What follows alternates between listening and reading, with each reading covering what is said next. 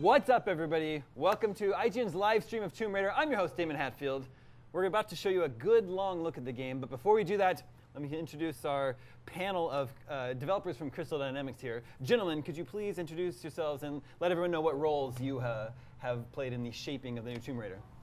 Hi, everybody. My name is Noah Hughes. I'm creative director on the new Tomb Raider. My name is Brian Horton. I'm the senior art director of Tomb Raider. My name's Daryl Gallagher. I'm the studio head and franchise steward of Tomb Raider. And of course, we have a live studio audience here joining us for this live stream today. Audience, say hi to the viewers at home. We're going to play about an hour of the game for you, and then we're going to take some questions both from here, from our audience, and from you viewers at home. So audience members, start thinking about questions, and then at the end of the hour, I'll ask you to queue up at a microphone over here to the side of the stage. If you're at home, you can tweet questions at IGN, #Tomb Raider, and we'll answer them for you live right before your very eyes. Noah, where are we in the game? All right, this is, a lot of people have heard about Lara's first kill, so we're starting after that point. Okay. Lara's gotten a pistol off this guy and basically has to make her way up the mountain to meet up with Roth. Okay.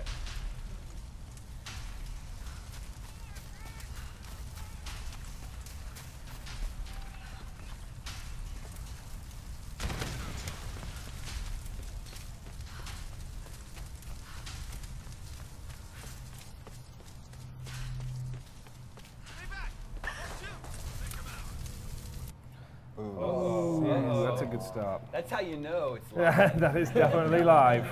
So are there any questions so far about what we've seen? Is this a live demo? Give us 1 second here to reboot the game, and then we'll jump right back into it.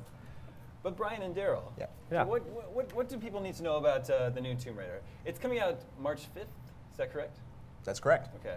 So where are you at this point? You don't have much time to go on the game. Daryl? No, we're right at the end. We're finishing the bug fixing. We're getting it to the point where we're handing it over to Microsoft and Sony. And You're fixing these sorts of things, right? We're having none of that, Yeah. hopefully in the game, pretty soon. A few more bugs to fix, clearly. But it's getting to the point where we're done. You know, it sounds like last spit and polish, last few crashes, getting to the point where we're putting it out there. Yeah. So it's exciting. Do you guys get a break for the holidays, or do you have to work through, since your game's coming out in the early part of the new year? Yeah, I think most people are going to take a little bit of time off over the holiday break. I know it's going to still be busy around here, but there's some time off for individuals. Okay. We want to make sure that we get breaks in as well as work hard. The team's been working hard too. Yeah. The team has been focused 100% on this content. You know, it's a hard thing to take a game as complex as Tomb Raider to the finish line. We want to make sure the user is going to get the best experience they possibly can when they get it in March. So could you even tell us, what's your what's the most important thing that you want to make sure you nail right now? What's like the thing that's foremost in your minds right now as you work on the game? For me, I'm very happy to say that most of the art is done on the project. But from a just pure level of experience, we want to make sure it's as clean as we can make it. So what we're really trying to do is refine any of those bugs that you're going to see that are glaring, like pops and glitches and things like that. So from an art front, we're really trying to make it as visually smooth as possible. And that same thing goes for control as well. You just really want that player to feel immersed the entire time. Yeah. And that's been our biggest goal. Yeah, that's where it's at. I mean, the game's done. The game's in great shape. We're really proud of it. We feel happy with where the game's at. And it's that smooth sandpaper now, just buffing and roughing the sharp edges, bugs, any glitches, anything that Brian said, pop the immersion. It's a game that once you get immersed in it, that's where it's best, that you feel absolutely enveloped in the experience. So anything that takes you out of that, whether it's a small thing or a big bug, those are important to us. So it's really just honing it and polishing it and making it feel like a polished gem at the end. All right, Noah, how are we looking? Well, we'll see. We're actually jumping ahead just a little bit, so we'll Ahead from where we just started? Yeah, we're gonna. Here. All right. We actually made our way up from the burning village below, so we would have seen Lara make her way through and basically climb up this ladder. And we're getting close to our destination, which is to reunite with Roth, our captain. So at this point in the game, we've already encountered him, right? But he's injured? made contact with Roth on the radio, and Okay. basically this is our trek to meet up with him. Lara was very much hoping that Roth would come and get her, but Roth's providing a rendezvous point for the rest of the survivors as well, so everybody's meeting up with Roth. At this point in the game, too, we're really trying to showcase a little bit of the escalation of weather through the game. So what we've had in this previous unit focused a lot on the fire, and the fire being a big theme of the mountain climb.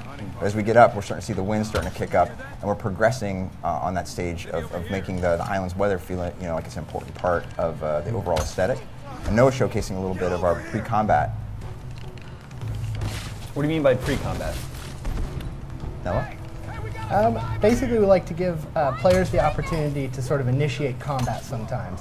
At times, you'll be ambushed, but at other times, you sort of get to come in on a situation, get the drop on the guys. Some people like to overhear their conversations and really see what's going on here on the island, and others just like to take it as an opportunity to basically get the upper hand from the start.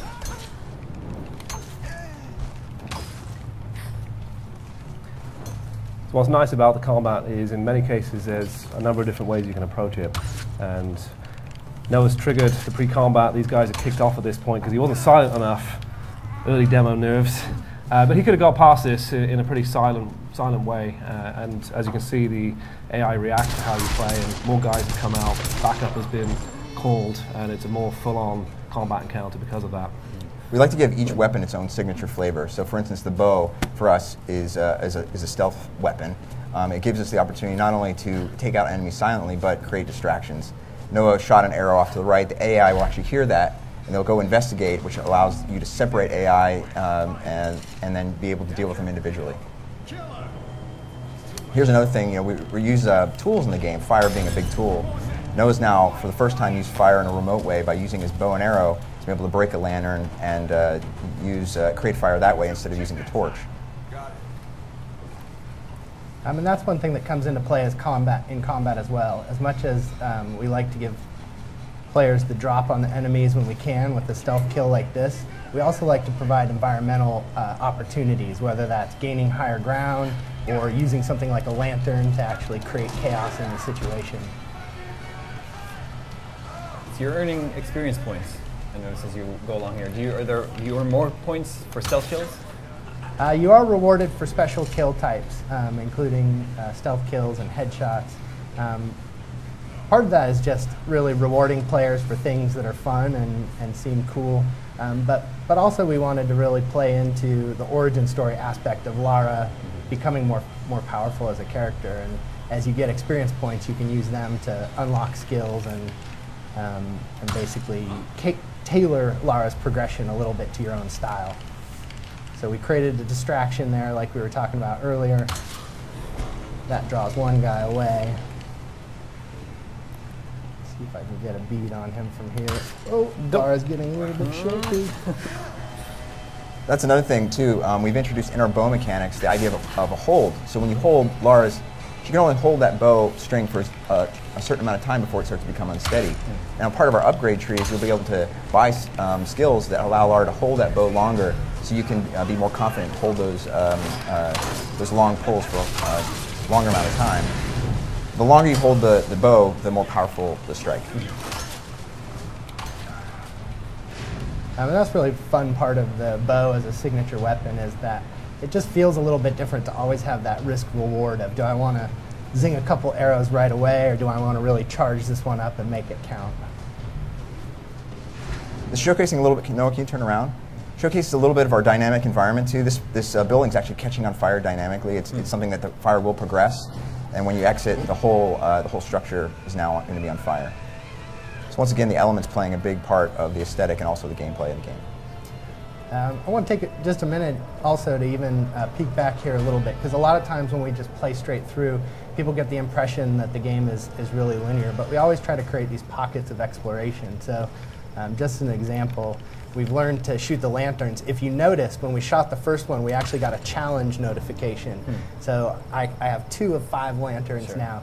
And in any given area, we really like to give the opportunity not only to collect things like the food here, which is going to progress my experience, but also do tasks around the environment and get additional experience for finding collectibles. Over here you'll see a document. I'm not going to read it right now, but basically as you're playing you get rewarded for finding things, but also sort of revealing backstory within those documents, shedding some light on the history of the island. Sure. Are there rewards for completing challenges? Yeah, challenges will give you experience points. I can do this. What's been really exciting is watching people really get into these systems. We are encouraging you to gain these points, but this is currency you can spend any way you like. So no one's going to demonstrate when he gets to the next campsite how these experience points he gets and the salvage he gathers, he could put to different skills that are part of the kind of path and the way he likes to play the game.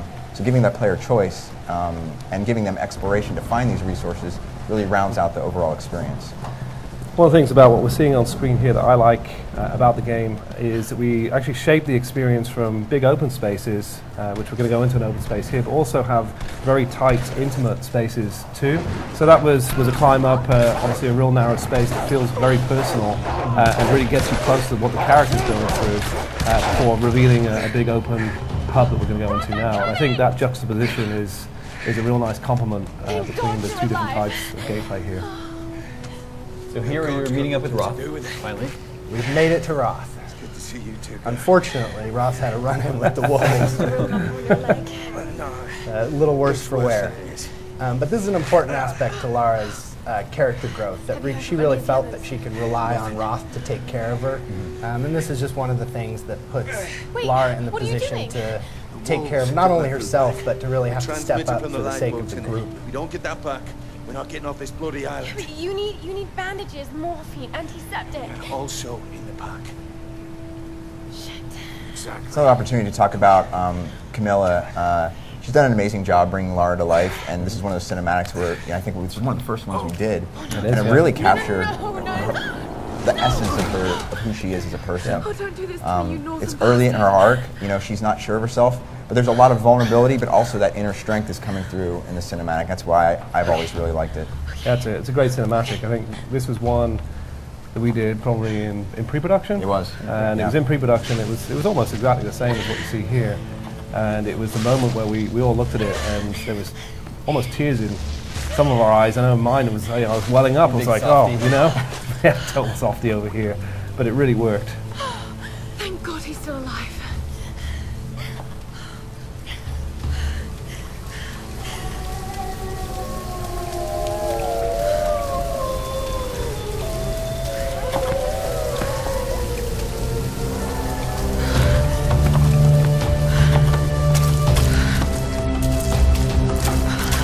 Wolf tracks.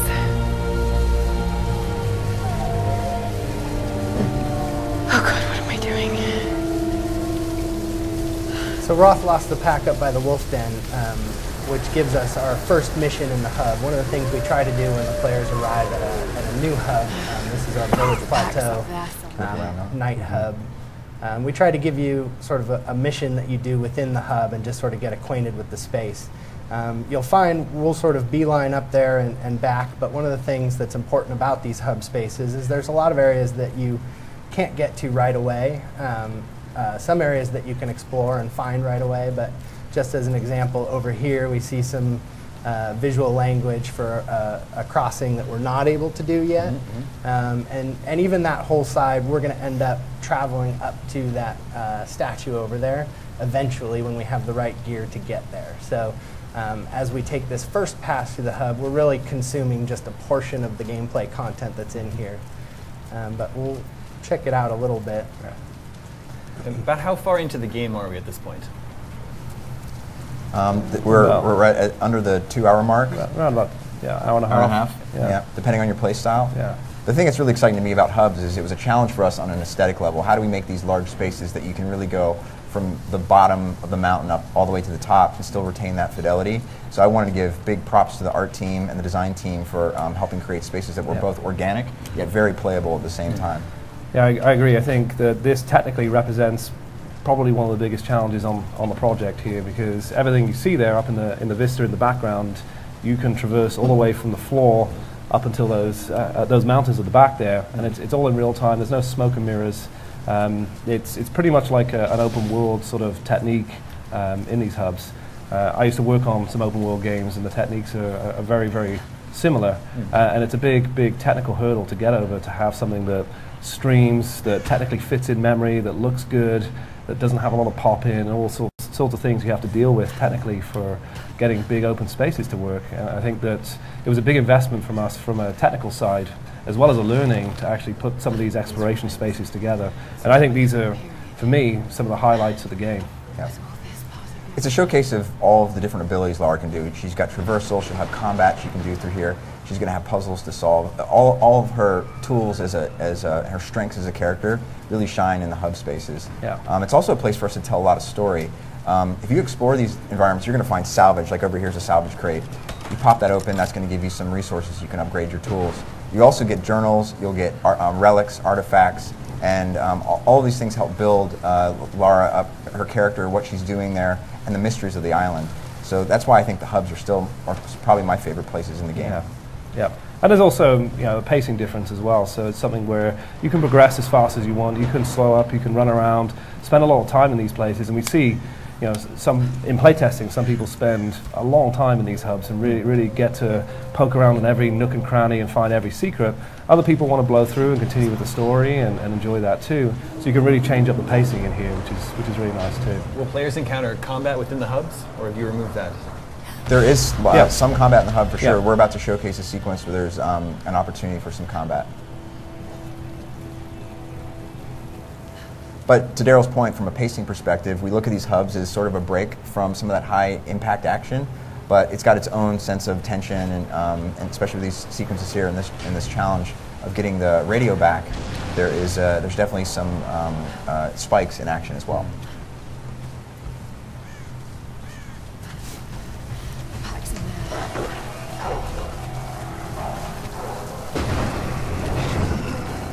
There it goes.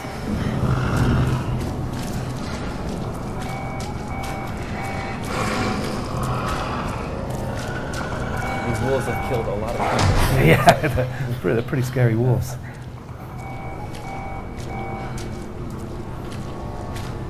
I just want the pack.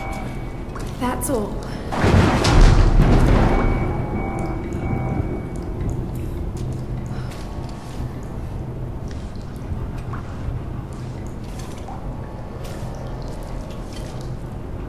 Got it. So now Lara's got the transmitter and the pack. She's got to get back to Roth.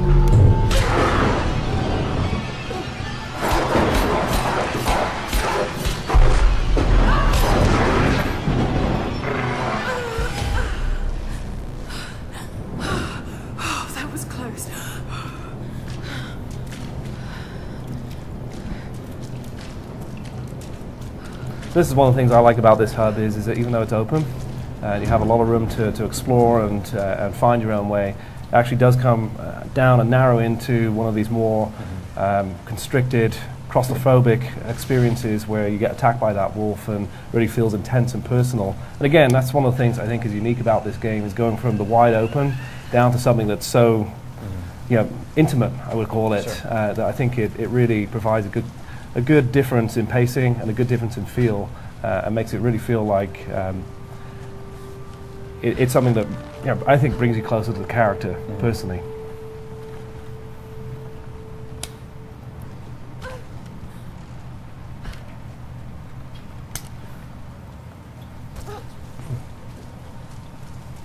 I'm seeing so many ropes in this environment that we'll be able to utilize later on. Well, that's something I did want to comment on. There was a lot of questions about how we're using visual language in the game, and it's important to us that we try to remain as organic to the environment as possible, but also give the players some clues as to what they might interact with. So there have been an attention to detail to make sure that ropes do pop in the environment, something that you can look at and not only say I can interact with that, but I can start plotting a course. I can start making decisions ahead of time at some distance. So these were deliberate decisions we made to make sure, while not as organic to the environment, like if you were to say, with those ropes be that bright, no, but they help us later in the game when it comes to making some of those decisions. Yeah, they definitely stand out and catch your eye. Yep. What's that? It's also something you can come back and actually find and explore on another return. So she doesn't have the rope right now in the game. So these are all little bits and pieces which you'll come back to this hub and you'll be better equipped, that we have gear gating in this game. She'll have rope. She'll be able to come back and use that. And so even a place you've been before has new possibilities and new ways to unlock and new places to explore, because you now have a different set of gear. So we made it back to Roth with the pack. We got the pack. We did it. We've got the transmitter. I assume the plan is to take that up to the radio tower. Well, it should give us the best shot of broadcasting a strong signal in every direction.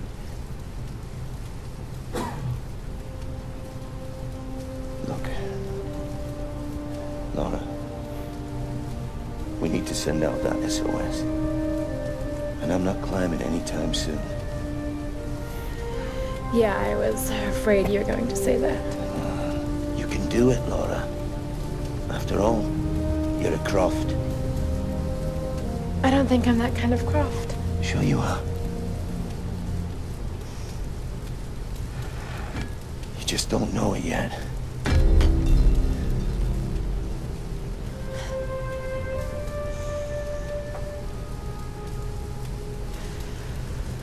Well, let's hope I'm a fast learner then.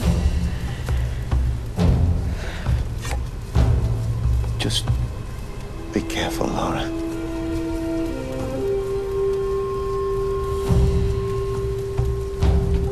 This axe is an important tool in our arsenal, isn't it? Yeah, this is we talk a lot about the bow, but this is really one of her early signature pieces of gear.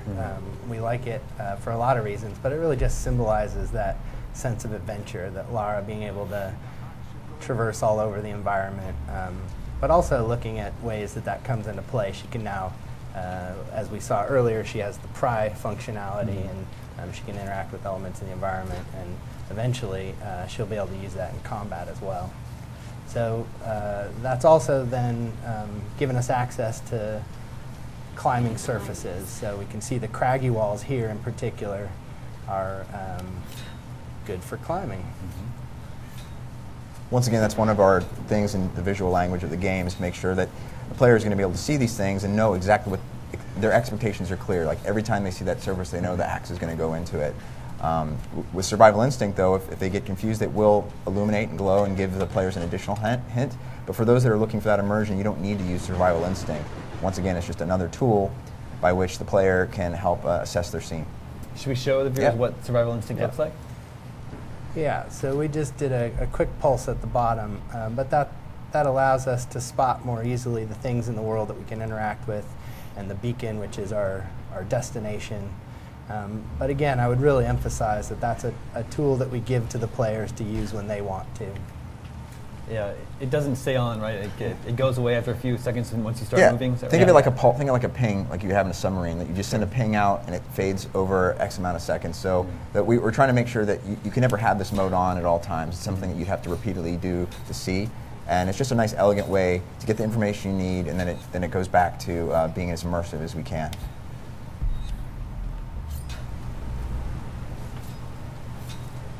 So we're just learning a few of the things. The axe actually is an active attach, so you don't automatically attach to the walls. So part of what it's teaching you is when you jump between axe surfaces, there's really that sort of knuckle clenching moment where you hope you can attach right.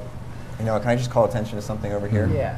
So if you're observant, if you look to your right, I just want to give, I don't think we want to spoil it for people, but that's one of the accesses to one of our side tombs in the game.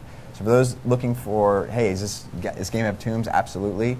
The hubs are another great thing I love about them, is they house these side tombs, And now that I've got that gear, that axe, it now gives me access into that side tomb. So it's another cool thing that we have in the game of gear gating, giving you more rewards. Is there an audio cue when there's a secret tomb nearby? There is. There's a little hint. It's a secret tomb hint, yeah, which gives you at least a gesture. And in this case, we walked you right past it, but there are some later ones in the game where you do really have to kind of seek them out. We're trying to give you a little bit of introduction to all of the systems in the first couple hours here. The other thing I really like about the traversal in here is, and it's not necessarily something you can see that easily, but on the sticks, we have a lot of flexibility in the control. So I don't know whether you want to talk about that, Noah, but we tend to lay out multiple paths and multiple options for people to play, and we have the ability to steer after you've jumped. So you hit the jump button, and you can still press left, right, forward, back, and she'll carry her momentum whichever way you direct. So you can kind of correct on the fly. You don't sort of leap and die and have to redo it again. So there's an ability to actually control her even through midair and have some after touch and after steer, which makes it feel very fluid and flexible on the sticks. And it's one of the things I like about these hubs in particular, is that we have lots of different paths and different options to try that. So it's fun to just jump around and traverse and explore without sort of feeling like you could die at any one moment. So it's good. And you were just able to set a couple guys on fire. Yeah, took advantage of the pre-combat opportunity there and used the environment a little bit. Yeah, and as Joe was saying, we really try to create sort of traversal playground, so there isn't necessarily always the one way to go, but there's a few ways up here. I can use my new axe, I can climb up the building and across the box, go over here. Again, there's also sort of longer detours that really reward you for exploration, but even along just sort of the main path, there's that idea that people want to feel like they're using Lara's abilities to sort of carve their way through this environment. We can see another challenge over there, so we're always providing opportunities for using your gear, like in this case the torch, and later Lara will get things that make it easier for her to light things on fire. But for now, she's got to use the lanterns to light the torch. I think the other cool thing, which we just saw a glimpse of, is there's wildlife in these hubs as well. So it's part of what actually brings them to life too. So we have birds and there's chickens and there's boars. Yeah. So if you want to go around and hunt and collect, then you can do that too and spend some time there looking at the different wildlife.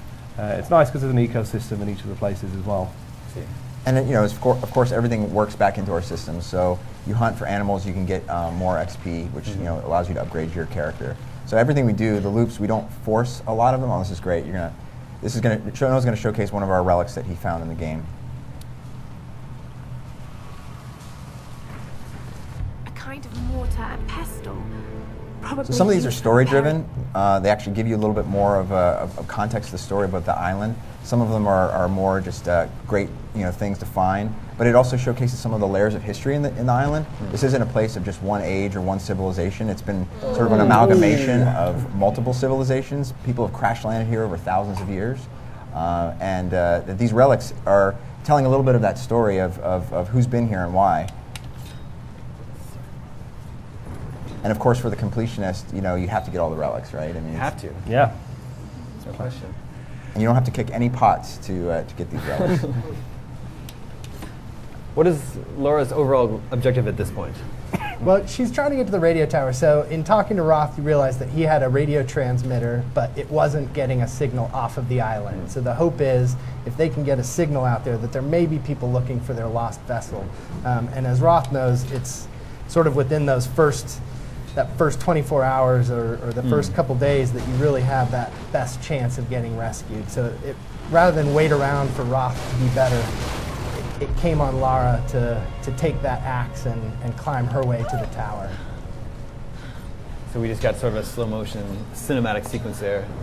That's one of the spikes we have in the game. Like, what we try to do in the pacing on these, especially these open spaces, is give you these moments where there's a little bit of that white knuckle, kind of reaction. And that was just one of those spikes. It also sort of gates you a bit into this area. You feel like, okay, now I really got to move forward. It'll look like a bunch of old switchboards. Okay. I'll let you know when I find So from time to time, Laura will be in contact with some of her crewmates, right? Yeah, so she talked briefly first to Reyes, but then to Alex, who was the electronics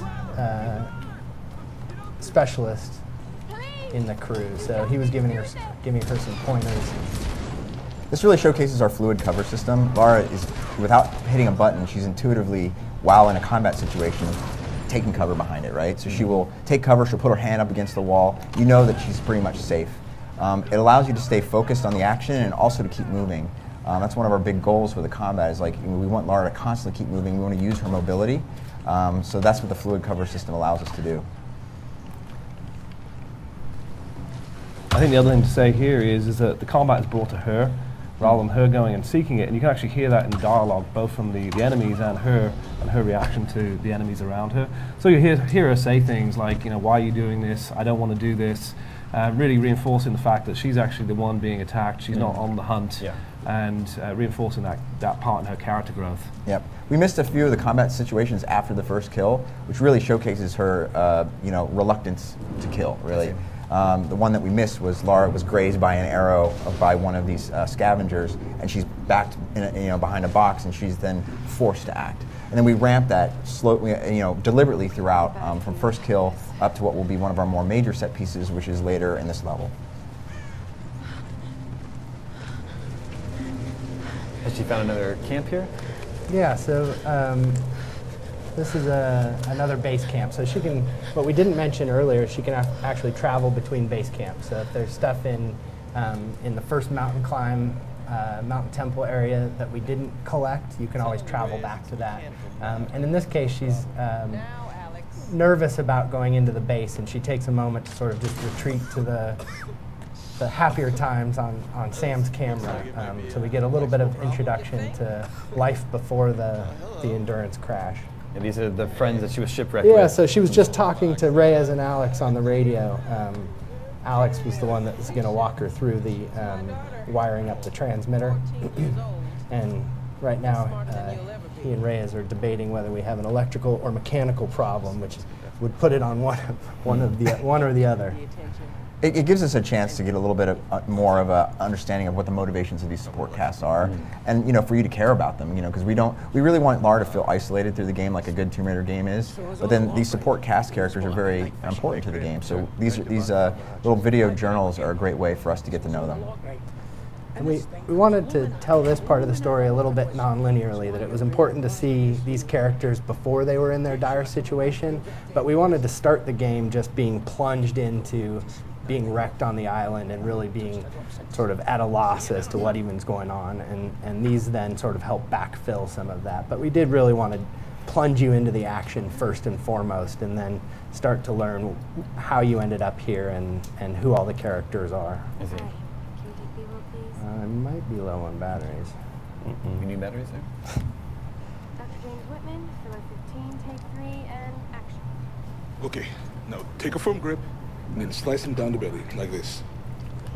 Yeah, you got... And there's just a little bit of backstory with Whitman here, who's a key character. He's actually the senior archaeologist on the trip.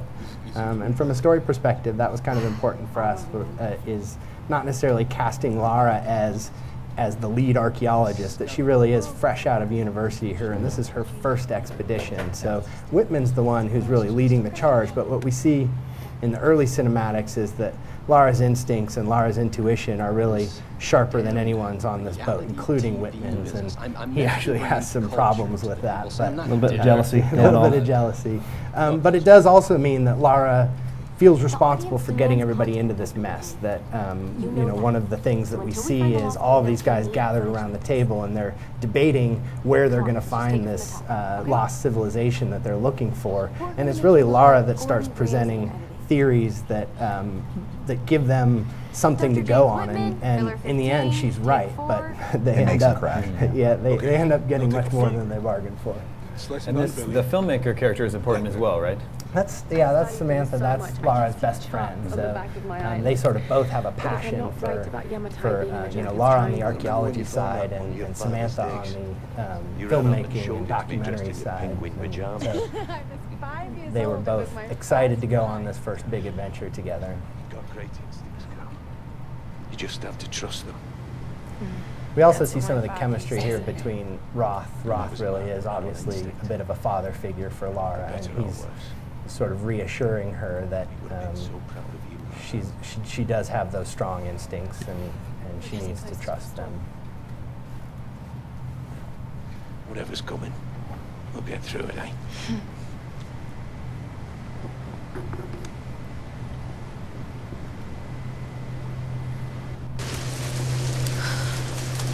Do some upgrades. Okay, I mean, Lara. this is a good point too. Pull yourself together. Yeah. Tell a little bit about the upgrades. They're counting Yeah. on you. Let's do that. We talked about this. I don't have too much because I've been not a very diligent player, but I have done enough to earn a skill point. So if we go in here, we see there's a few skill categories. We have survivor skills. There's a portion of them that are unlocked from the beginning, and as you earn more skills, you'll unlock new tiers of skills. So we see the hunter skills are more about, we can have ammo capacity. I think I'm going to buy, well, I'd hate to die in a live demo, so maybe I should buy, actually, I think we'll get dirty tricks. That's more fun. Part of the reason you can scramble and then throw dirt in enemies' eyes to blind them briefly. One of the things that's fun about this skill is it, first of all, it just showcases Lara in her character arc, that she really is scrappy. But it's also interesting because some of the skills give you new moves, and it was important for us to sort of cater to that play style. So if players like close combat a little bit more, you can sort of more quickly progress through that brawler tree. And similarly, if you like exploration, that the survival tree might be better for you. So coming up on one of these pre-combat setups we talked about.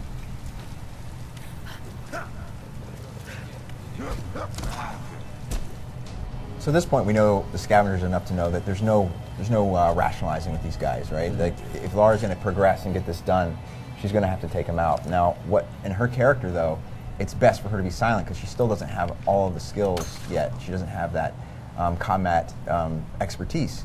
So having these opportunities where she can thin the herd without having to engage in full combat is definitely to her and the player's advantage.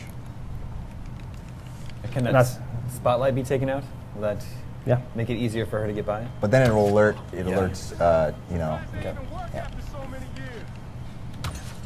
They get suspicious. Yeah, they, Yeah. they start They investigating. start investigating. Take them out. So that's the cool thing about our AI too. Is it's not just a situation that we've scripted. They have rules and they have different abilities that they can do depending on how you act and react as a player. Well,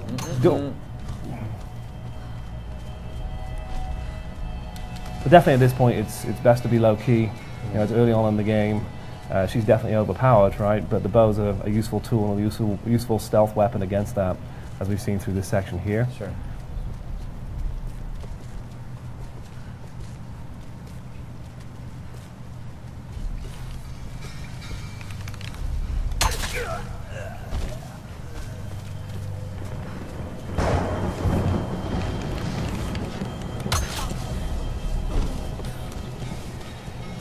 Viewers, if you're just tuning in at home, we are live streaming Tomb Raider. If you have any questions about the game, just tweet them at IGN with hashtag Tomb Raider. We'll be answering them a little bit later on in the show.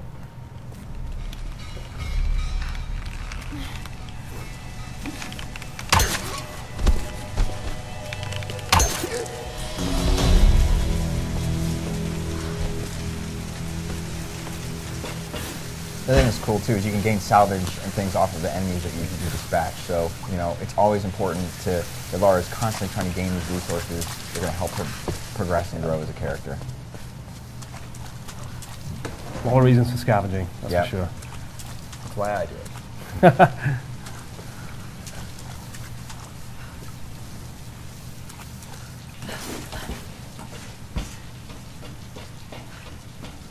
So right now, just from an art perspective, from a set piece, this is the World War II introduction. I mean, we've seen a little bit of it earlier, lower in the mountain, but now we're getting to one of these bases, and a lot of questions arise. Who made these bases? Why are they here?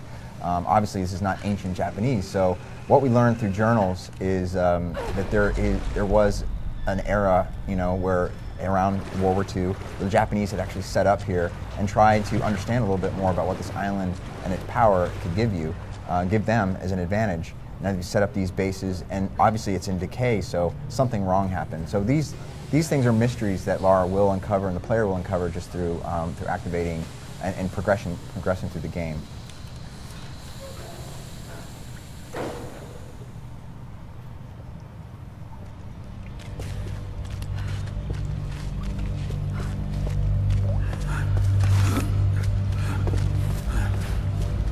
Careful!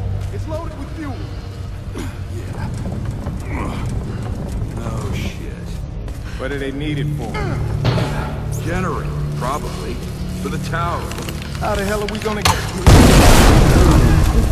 Need backup! Not subtle, man. Yeah. I wonder what that red barrel will do. Now we get some more salvage.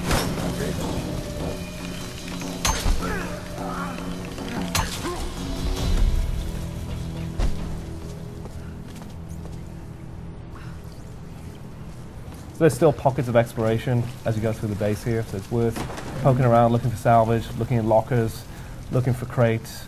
There's plenty of stuff to do even as you're going through corridors like this that are off the beaten path that you can go in and help progress your character as you go through the combat spaces.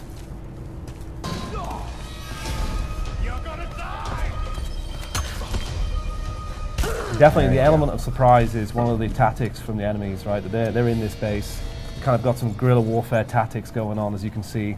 So they're ready to jump out at a moment's notice and get the drop on you. So you've got to have your wits about you as you're going through these spaces, because they're using their guerrilla tactics.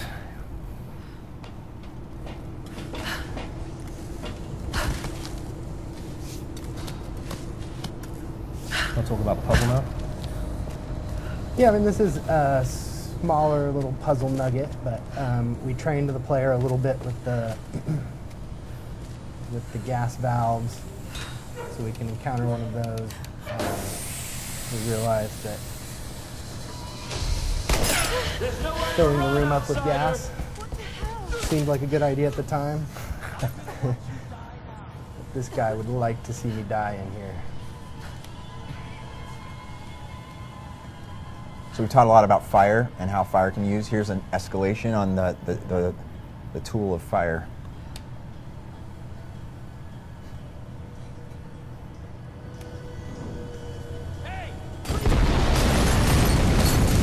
Take some of that. You bad guy.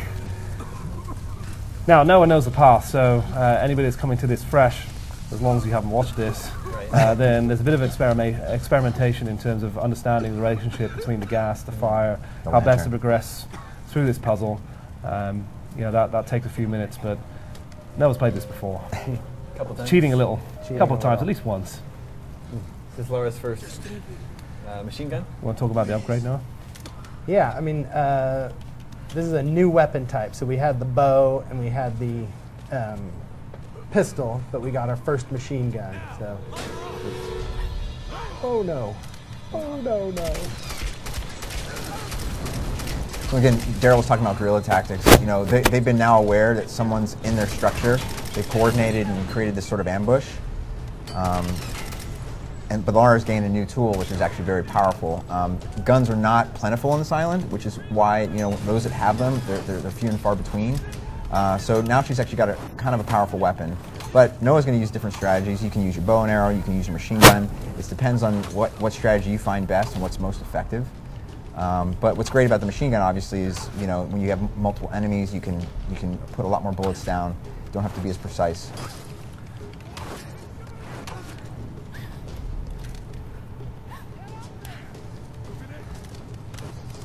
Once again, showing our mobility in combat. We don't stay on one flat plane, like going up and, usually gaining high ground is a good strategy for the player. Yeah. And you'll hear the enemies talk about your whereabouts. You'll hear them comment to each other on what you're doing and provide tactics to one another as you go through this. You can't quite hear it here in the chair, but one of the cool things about this is that they are aware of your movement, aware of what you're doing, and it really gives them a sense of bereavement. They have communication tactics. They're working together. You can see what they're doing and hear what they're doing, which makes them feel really believable as AI. I think that's one of the things we've done really, really well with this game is give the AI a personality, and it's something you don't see in a lot of other games when it's just sort of you against them. I think it's a lot more interactive than that in this game. They'll even have dialogue for situations. So if you go behind the glass, they'll say, "She's behind the glass, shoot it out," right? So they're always trying, or they appear to be really intelligent about where you are, and some of it's scripted, but that also goes into our AI system. Sure.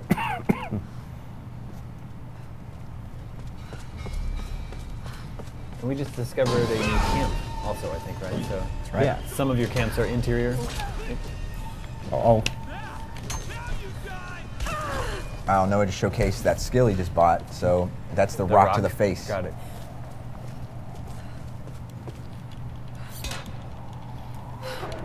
Yeah, we try to put the campsites around multiple areas. We really want the player to feel like they can explore different areas, whether it be interior or exterior.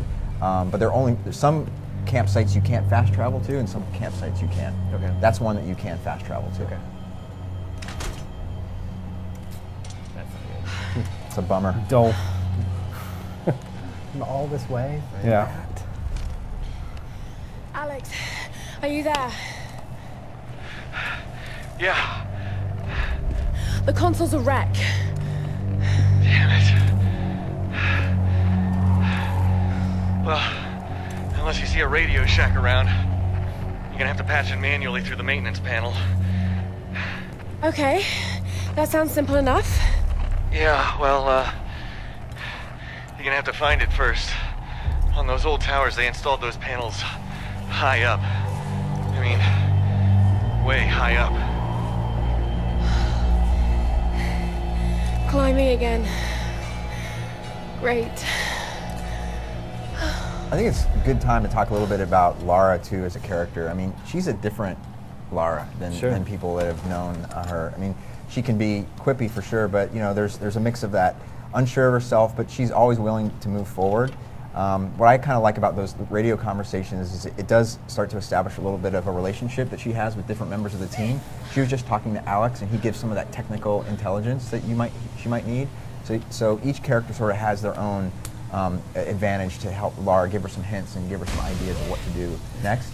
But it's always Lara that really performs a lot of the major responsibilities to help get them off the island.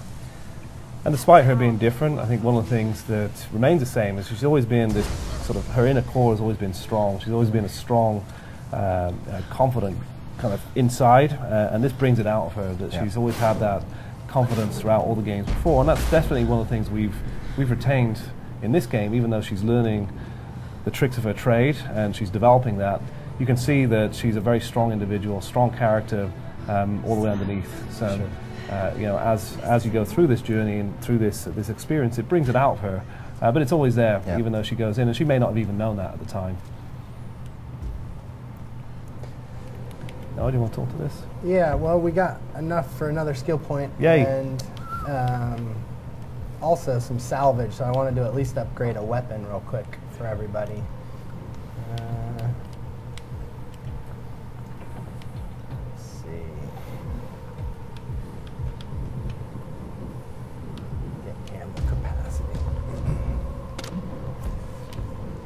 So the ammo capacity, obviously, anything you can pick up in the world, there's a point where you say you can't pick up anymore. Okay. So you can upgrade your ability to pick up more bullets, which is super important in the game to feel to be more competitive.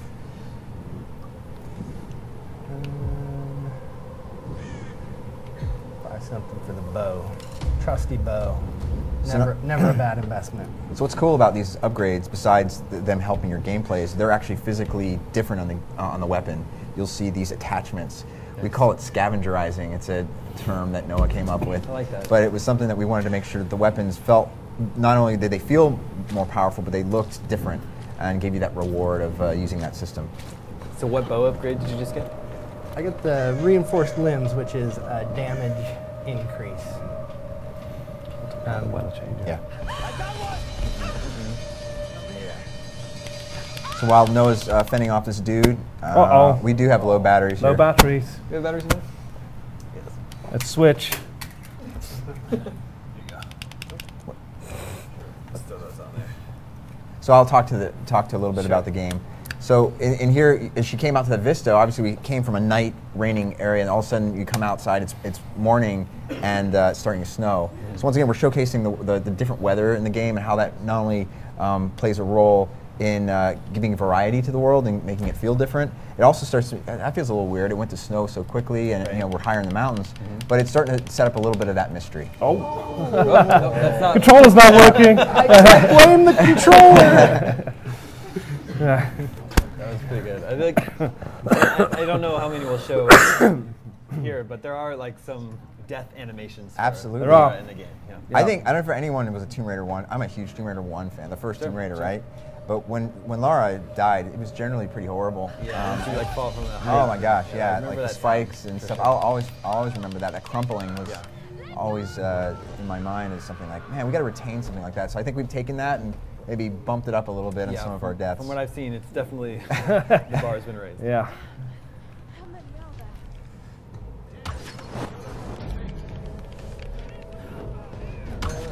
I think one of the things that's cool about coming out here into the snowy level is it shows a diversity across the island that we have. Even though it's in one location, I think it really feels like that there's a wide variety of diversity across the island of both the architecture as well as the weather conditions and lighting conditions.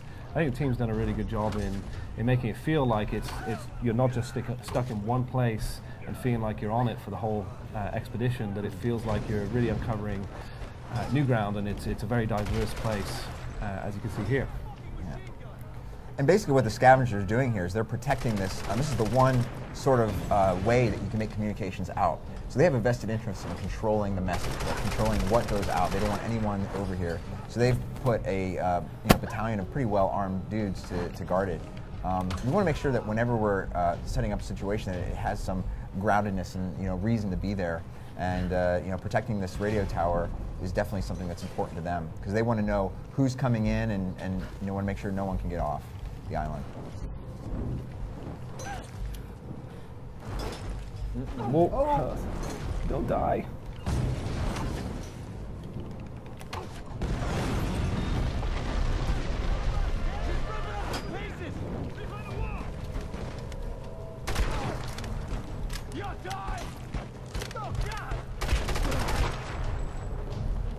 And you can play this situation multiple times, and you'll see the AI do completely different things. They have our AI knows, like if they're a rusher, if they're a melee guy and they're rushing in and you start firing, they're going to try to take cover. If you're taking off, taking out guys at distance, they might start to rush you, right? So those are the kind of things that AI adapt to your strategy. They also use the environment as well. So you'll see them take objects, they'll turn crates over, they'll duck behind, they'll crate cover dynamically as well. So there's some moments where that happens. I can tell Noah loves a bow. Yeah, he does. The bow's awesome. It is awesome. Gotta be said. It's really good. It never gets old shooting guys off zip lines, does it? Come on. Gravity is fun. Explosions and gravity. The thing is, you can't stay still for long because these guys have Molotovs too, and they'll flush you out if you stay on the spot. So it's really about being fluid and keeping on your toes and keeping nimble and using Lara's agility in combat. Stay put, and there'll be some Molotovs thrown at you, and guys will rush you. We're also starting to establish a few archetypes here. That guy's one of our throwers. That's his main job is to throw Molotovs. But different guys have different jobs, not only on the island, but as far as like a combat archetype. We're about to introduce a new one here. Who is this gentleman? I don't think he's a friend, by the looks of him. No. He's up to no good. He is up to no good. But he's one of our enforcer class guys, the guys that really have a little bit more defensive capabilities. We've introduced the shield now, something that you're going to have to get around and away from. So there's definitely going to be some strategy we're going to teach the player. And the thing that's really exciting is you can actually do dodges while you're in aim mode. So Noah just did one right there. So you can gain advantage from aim mode. You don't have to be out of aim mode to do dodge evasive maneuvers.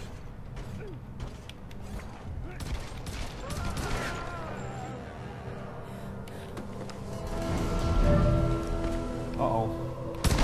You're on your own, buddy.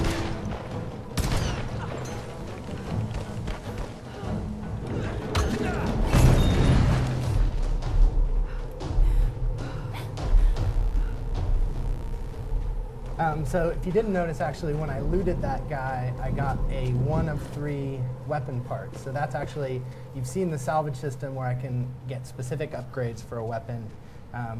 The parts of weapons actually upgrade the whole weapon tier, which improves the stats of the weapon, the base weapon, changes the look quite a bit, and then also opens new upgrades for salvage. So that's sort of a progression. As Lara opens new skill tiers, she gains access to new skills, and as she collects weapon parts, she gains access to new weapons and new upgrades. You know, can you go to the other area across, or do we want to showcase the map at all at this point? How you can set waypoints, or? Yeah, let's see the map. All right. So Noah's about to go to an area that you don't have to go to. It's not a part of the primary forward path. But I think this is, once again, showcasing how powerful it is to go back and sort of explore. So you go down to the bottom, right there, right there. Yeah, we'll Right bring there it to up the left. first, actually, Yeah. which is basic map. We try to provide all the cues in the environment that you need. But this was the day camp before the little bridge here. So if you want to use the map for navigation, you can. But the map is also there to cater to exploration. So what Brian was pointing out was there's a treasure map here. So if I find treasure maps on the island, and then I bring up the map, you can see that things have been added there. So as we were blazing our way through here, we certainly didn't take the time to explore some of these nooks and crannies. But as an example, you can put a user beacon on those, and then in Survival Instinct, you'll see the user beacon over there. So that's just an example of some of the tools for further exploration. So, and I think Daryl spoke to this a little bit earlier, but just the idea that we really wanted, as much as we wanted sort of this high action critical path, that if you wanted new things happening all the time, you can sort of push forward. But if you take the time to explore an area, there really are lots of little hidden nooks and crannies, and we try to give players tools to make that as fun as possible as well. And then we have a final base camp available, but since we've already showcased that a bit, I'm going to go on to the critical mission here, which is to try to climb that tower and broadcast our SOS. Can I make a small shout out? Of course. I would like to thank very much the art team. I mean, what you're seeing here, and you know, we've reworked our engine. We've built a lot of the team. There's a lot of people who've worked on Tomb Raider before, but some that haven't.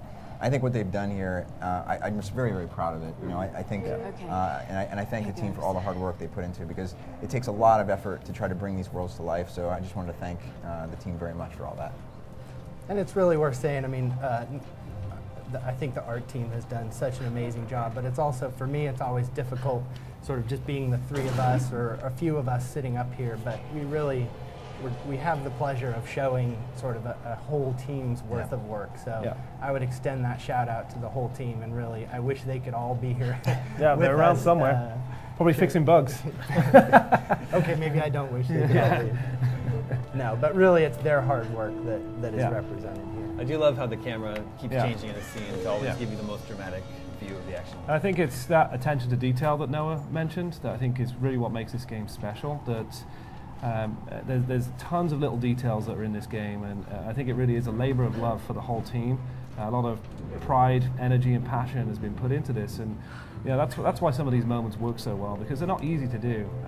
Climbing this tower and making it something that's quite simple feel so spectacular.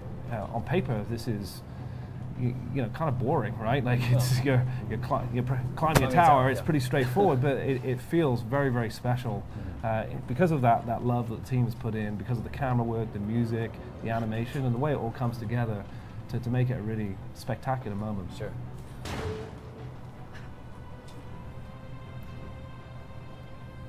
Yeah, this is the first project where we hired camera designers specifically. Really? Their job is just to make sure the camera not only looks good systemically, but that we provide that performance.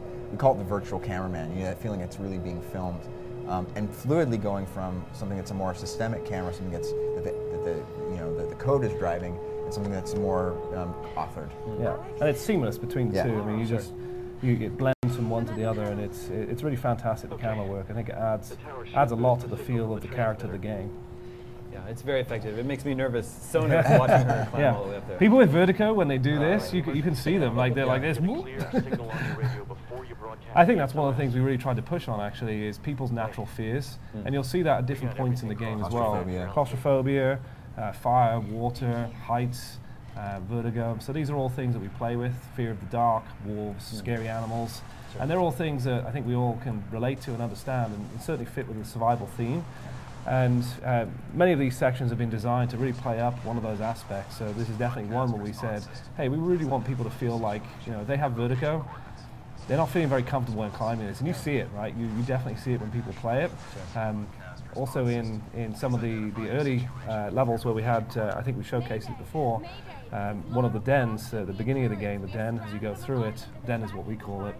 We have some very claustrophobic spaces where she's literally up to here in water, running a hand sort of along the rocks, and you see people with claustrophobia hold their breath, I mean, and gasp as she comes out as they're going through sort of that similar experience at the same time. So it really does play on some of those natural tensions that you might have. And one of the things that's exciting to me about showing just kind of this raw playthrough is to mix that with some of our core gameplay mechanics. So it's exciting for me to show just kind of running around the hub and the platforming, the traversal that Lara can do, and the combat systems, which I think really when I play through the game, we mix all of the gameplay pillars. Our goal wasn't to focus on any one type, but to really just keep moving on to something fresh all the time. So that idea that there's a variety of gameplay, there's the puzzles, there's the traversal, there's the combat, and as much as we love those sort of set piece moments, that what I love the most about this game is it just feels good on the sticks, and it's fun to be Lara, and especially as you become more powerful along with her, it really is a gratifying experience. Yeah. So yeah, the demo ends with Lara, you know, making contact. She made it. What do you guys think? She survived. She gets Pretty out good. of the tower.